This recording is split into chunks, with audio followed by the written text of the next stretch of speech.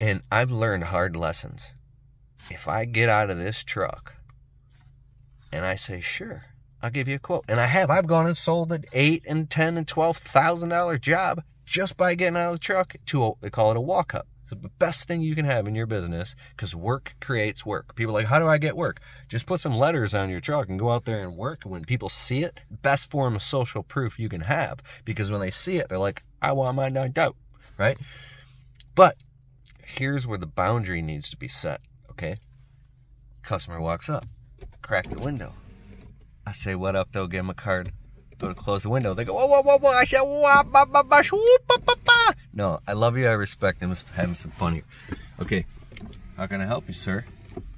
Yes, I want to have a mine done too.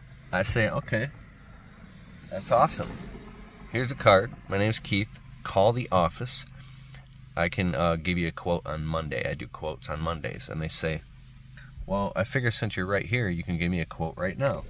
I said, I really wish I could, but my hands are really tied, and even though you're right across the street, I would love to give you a quote, and I would love to earn your business. But I can't come until Monday.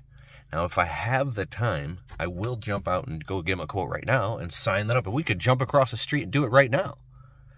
But here's what I learned. When you get out of that truck and you start walking with that customer, sometimes they capture you, and now you've just evaded everything else you got going on. You might have to call the insurance company back. Your customer wants something done. You got to do this. Now you have a choo-choo, like a train of stuff lined up, already prioritized, and every single minute is accounted for. You go spend 15, 20, 30, an hour. I've been stuck for an hour giving a customer a free whole landscape quote.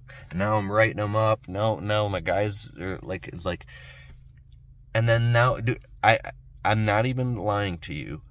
A couple years ago, we were in this one subdivision. This subdivision's a jackpot, a few miles away from my house. We were working in this subdivision for a month and a half nonstop from walk-ups. For two and a half days straight, I couldn't do any work. I couldn't order materials. I couldn't pick up. I couldn't do anything because one customer after another just kept walking up. And they were literally, I had a line of 7 customers just waiting to get quotes. And I just spent all day doing quotes. I'm like, well, I'm just doing quotes. And I just booked us out for a month and a half, and there was the work. But it's like, that's cool. But if you're already booked out for a month or a month and a half and you got a bunch of stuff going on, you're literally, like, imagine going around down the street with a bike and you stick a big stick in the spoke. You're trying to squeeze more in that can't fit. So I'm just talking about, I've learned for myself, and let me know in the comments below, to be extremely mindful about what you say yes to. So everything is a no until it becomes a yes. Qualifying every little tiny thing that you do that requires your personal time. I'm a stage 2 landscaping business, which means I have some guys working for me, but I'm still on the job sites. I'm selling the work. I got someone answering the phones and doing the scheduling. Got a bookkeeper, accountant, insurance, all that type of stuff. But because I don't have time to do a lot of the work, and I love doing the work. Where are you at in your business, and what role you play in your business? Because I can make so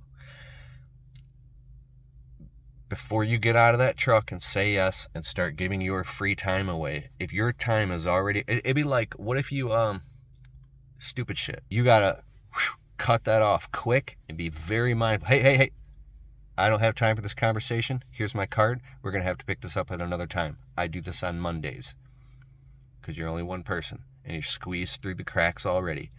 Think about that. Everything's a no until it becomes a yes. And all rules can be broken, but that's a huge thing to consider.